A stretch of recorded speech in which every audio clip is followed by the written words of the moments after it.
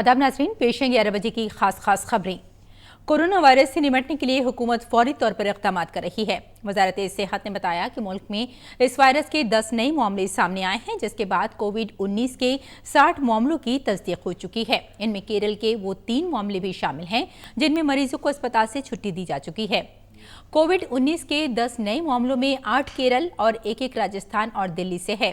कोविड-19 के फैलाव के पेश नज़र हुकूमत ने कई ममालिक से अपने शहरियों को वतन वापस लाने के लिए इक़दाम किए हैं।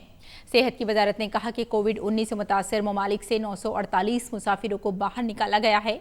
इनमें से 900 भारतीय शहरी हैं और 48 मालदीव, म्यांमार, बांग्लादेश, चीन, अमरीका, मडागास्कर, श्रीलंका, नेपाल, जनूबी अफ्रीका और पेरू के हैं। हुकूमत ने ईरान में फंसे भारतीय शहरियों के तहफ़्फ़ुज़ और हिफाजत को यकीनी बनाने के लिए इक़दाम किए हैं। इनमें कुछ ज़ायरीन, तलबा और कुछ माहिगीर शामिल हैं। 7 मार्च को ईरान में फंसे भारतीयों के 108 नमूने जांच के लिए हासिल हुए हैं, जिनकी एम्स की लेबोरेटरी में जांच की जा रही है। ईरान में Indian council of medical research के 6 साइंसदान भी तैनात हैं। वहां लेबोरेटरी कायम करने के लिए आलात और केमिकल भेज दिए गए हैं।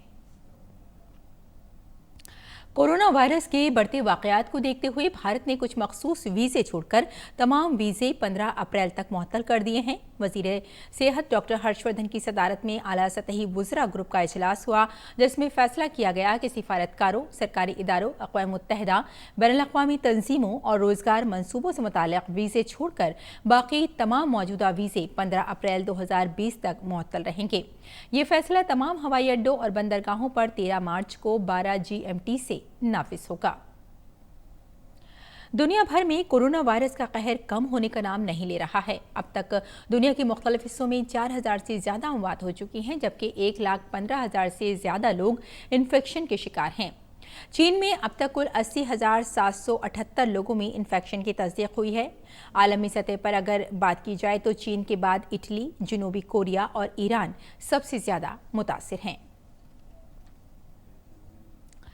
आलमी इदारा सेहत WHO ने चीन के शहर वुहान से फैलने वाले कोरोना वायरस को आलमगीर वबा करार दे दिया है। आलमी इदारा सेहत के सरबराह का कहना है कि कोविड-19 को अब आलमगीर वबा कहा जा सकता है। जिनेवा में सहाफ़ियों से गुफ्तगू करते हुए उनका कहना था कि हमने माजी में ऐसी आलमगीर वबा नहीं देखी जैसे कि कोरोना वायरस की वजह से फैली है।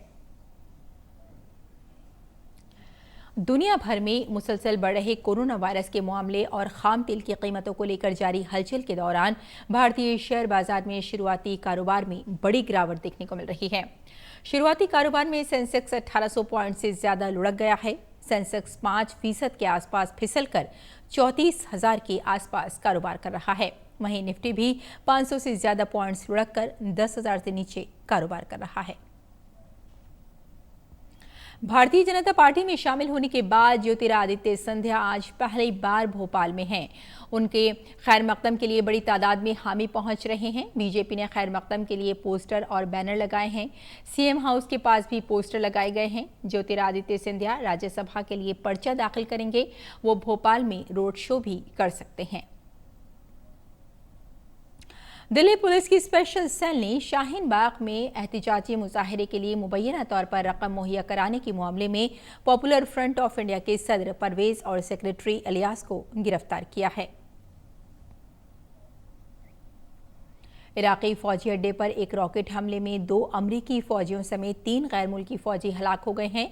इस हमले में 2 दर्जनों अफराद जख्मी भी हुए हैं। बगदाद के शुमाल में ताजी हवाई अड्डे पर रॉकेटों से हमला किया गया, जहां अमेरिका की क़यादत वाले ममालिक मुकामी फौजियों को जिहादियों से लड़ने में मदद फराहम कर रहे हैं। भारत और अफ्रीका के दरमियान 3 वनडे मैचों की सीरीज का पहला मुकाबला आज धर्मशाला में खेला जाएगा। न्यूजीलैंड के दौरे की तल्ख यादों को फरामोश करना पड़ेगा और टीम इंडिया की कोशिश जीत से आगाज करने की होगी। भारत और जनूबी अफ्रीका के दरमियान अब तक 84 वनडे मैच खेले जा चुके हैं, जिसमें भारत ने 35 मैच जीते और मेहमान टीम ने 40 मैच जीते, जबकि 3 मैच बराबर रहे।